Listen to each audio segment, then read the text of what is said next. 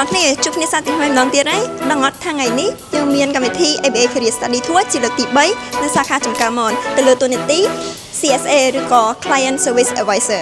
chẳng tỏ nhưng tôi mới cảm thấy ngày nâng tỏ này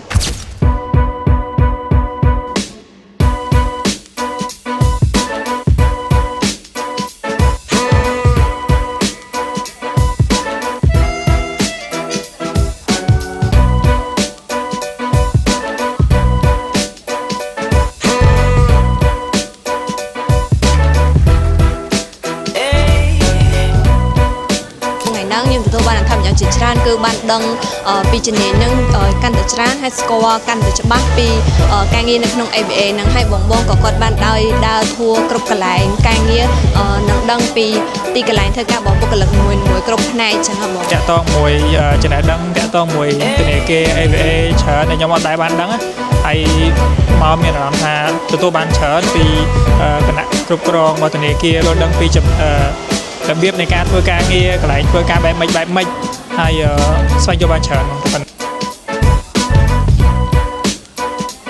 Amazing interesting បង Wonderful